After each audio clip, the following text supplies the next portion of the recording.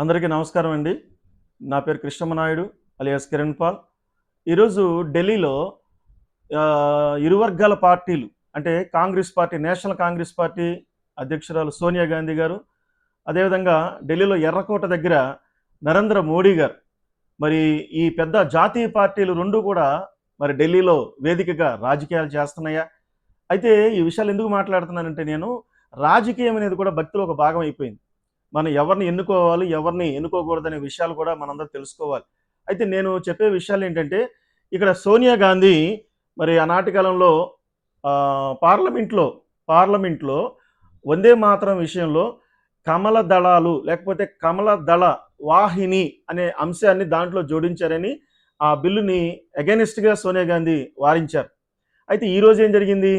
సోనియా గాంధీ గారు, రాహుల్ గాంధీ గారు, మరి అక్కడున్న పెద్ద మనుషులందరూ కూడా వందే మాత్రం ఆలపిస్తున్న టైంలో మళ్ళీ కమలం లేకపోతే కమల దళం వాహిని, కమలం కమల దళ వాహిని, దళం వాహిని అని చెప్పేసి ఈ అంశాలు దాంట్లో ఉన్నాయి. అయితే ఇదివరకు కాలంలో వందే మాత్రం అనేది ఈ భూమిని పదార్థంగా మేము పూజిస్తాము అనే కాన్సెప్ట్ దాంట్లో ఉందని కొంతమంది పెద్దలు చెప్తారు.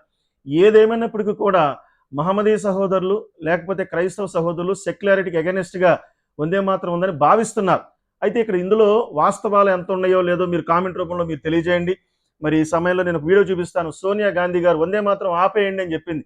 ఆ ఉద్దేశం వందే మాత్రం ఆపాలని కాదు, అందులో కమల దళవాహిని అనేది అప్పుడు పెట్టబడలేదు కదా, దాన్ని ఇప్పుడు రాజకీయం చేయటానికి ఎందుకు చేస్తున్నారని ఆమె చెప్పింది. పక్కనే ఉన్న మల్లికార్జున ఖర్గే దేశ 80వ స్వాతంత్ర దినోత్సవ వేడుకల వేళ కాంగ్రెస్ అగ్రనేత సోనియా గాంధీ తీరు తీవ్ర వివాదాస్పదంగా మారింది. ఢిల్లీలోని ఏఐసిసి ప్రధాన కార్యాలయంలో జాతీయ జెండా ఆవిష్కరణ అనంతరం వందే మాత్రం గీతాలాపన జరుగుతుండగా ఆమె గేయాన్ని మధ్యలో ఆపాలంటూ అభ్యంతరం వ్యక్తం చేసిన దృశ్యాలు సోషల్ మీడియాలో కలకలం రేపుతున్నాయి.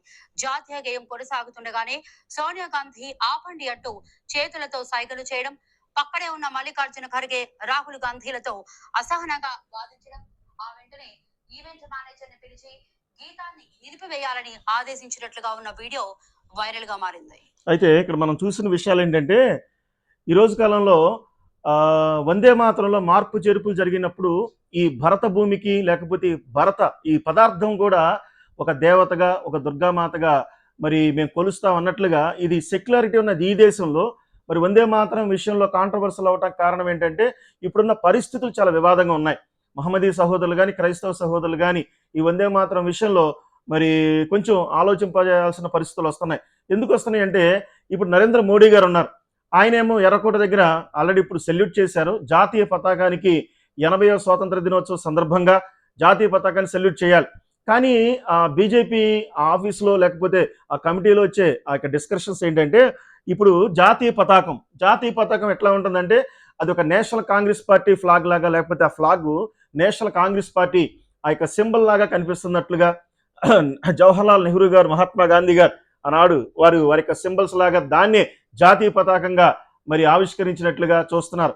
అయితే ఇప్పుడు ఎర్రకోట మీద జాతీయ పతాకము కాంగ్రెస్ పార్టీ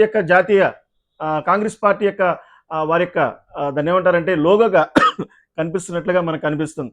అయితే దాన్ని భవిష్యత్తులో దాన్ని మరి కాషాయం జెండగా మార్చాలనే ఆలోచనలు జరుగుతున్నట్లుగా ఢిల్లీలో కొంత మేధావుల చర్చ. సరే, నేను చెప్పేది ఏమిటంటే, ఈ సమయంలో మరి సోనియా గాంధీ ఏఐసిసి కమిటీ కానీ లేకపోతే బీజేపీ వాళ్ళు కానీ ఈ దేశంలో ఈ ఆధిపత్య పోరు విషయంలో ఖచ్చితంగా రానున్న దినాల్లో ఈ సెక్యులారిటీలో నుంచి అంటే మత స్వేచ్ఛలో నుంచి మన ఇష్టమైన గానాల విషయంలో కావచ్చు, ఏదైనా కావచ్చు, వాటిలో నుంచి బయటపడి హిందూ దేశంగా ప్రకటించాలని మరి వారు ఆలోచిస్తున్నారు బీజేపీ పార్టీ వాళ్ళు. అయితే నేను దాన్ని అవునని కానీ కాదని కాదు కానీ బైబిల్ గ్రంథంలో దానియేలు కాలంలో 6వ అధ్యాయంలో పర్షియన్ కింగ్ మాదీయుడగు దర్యావేషు రాయబడి, 6వ అధ్యాయంలో పర్షియన్ కింగ్ మాదీయుడు అని రాయబడి, ఈ 6వ అధ్యాయంలో ఇక్కడ ఏమవుతుందంటే దర్యావేషు సంతకం చేశాడు. ఏంటి ఆ సంతకం? శాసనం చేశాడు. ఏ శాసనం అంటే, దర్యావేషు ఎవరినైతే ఆరాధిస్తాడో వారినే ఆరాధించాలని ఒక శాసనం ఒక పర్షియన్ కింగ్స్ ప్రవేశపెట్టారు. అట్టి శాసనం సంతకం చేయబడిన తర్వాత కూడా ఈ దానియేలు గ్రంథం 6వ అధ్యాయంలో 8వ వచనం, మాదీయులు పారసీకుల యొక్క పద్ధతిని అనుసరించి స్థిరమగు శాసనం ఉండినట్లుగా దాని మీద సంతకం చేయమని మనవి చేసిరి. కాగా రాజుకు దర్యావేషు శాసనము వ్రాయించి సంతకం చేశాను.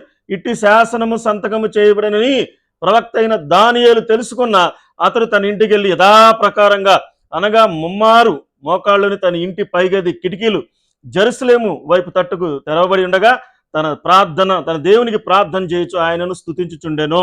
ఇక్కడ ఏమవుతుందంటే తన దేవునికి ఈరోజు ఇష్టదైవాలు ఈ 140 కోట్లలో రకరకాల ఇష్టదైవాలు ఉంటాయి. రకరకాల ఇష్టదైవాలు ఉన్నప్పుడు వారి ఇష్ట దైవాలని ఆరాధించుకుంటారు తప్ప శాసనాలు చేయటానికి లేదు. ఇప్పుడు రానున్న కాలంలో బీజేపీ కమిటీ లేకపోతే నరేంద్ర మోడీ గారు 112 కోట్లు పెట్టి ఒక బంగారు విగ్రహం కడుతున్నారని కూడా వినికిడి వస్తుంది. ఏదేమైనప్పుడు కూడా భారతదేశంలో వారి భావన, బీజేపీ వాళ్ళ భావన ప్రకారంగా మరి ఇది హిందూ దేశంగా ప్రకటించాలని కోరుకుంటున్నారు. అయితే ఇది సెక్యులర్ దేశం కదా అన్నట్టుగా మనలాంటి క్రైస్తవులు కానీ ముస్లిమ్స్ కానీ వీళ్ళందరూ కూడా మరి శాంతి కాముకులుగానే ఉండాలి. శాంతి కాముకులు అంటే రానున్న దినాల్లో జాతీయ గేయాల్లో పదార్థాలను కూడా మీరు పూజించండి అని జోడించి శాసనాలు చేసినప్పుడు అది ఎవరైనా సరే సెక్యులారిటీ ఉన్నోళ్ళు మేము పాడమని చెప్తే జైళ్ళల్లో పెట్టే రోజులు రాబోతున్నాయి. అంటే దర్యావేషు స్థానంలో నరేంద్ర మోడీ గారు ఉన్నారా? దర్యావేషు మాదీయుడు స్థానంలో ప్రవక్త అయిన దానియేలు వారు ఏం చేశారంటే అట్టి శాసనము సంతకం చేసిన తర్వాత కూడా తన దేవునికి ప్రార్థన చేసిన రాయబడి. కాబట్టి నేనేమంటానంటే బైబిల్ గ్రంథం లేకపోతే ఖచ్చితంగా బోధిస్తుంది దేవుణ్ణి ఆరాధించే విషయం తప్ప ప్రపంచంలో ప్రతి మానవ జాతిని ప్రతి రాజుని గౌరవించాల్సిందే అని యేసుక్రీస్తు ప్రభువు చెప్పాడు. దైవారాధన విషయం తప్ప సృష్టికర్త అని యేసుక్రీస్తు ప్రభు వారికే మరి ఆరాధన చేయాలని పరిశుద్ధ గ్రంథం ఘోషిస్తుంది.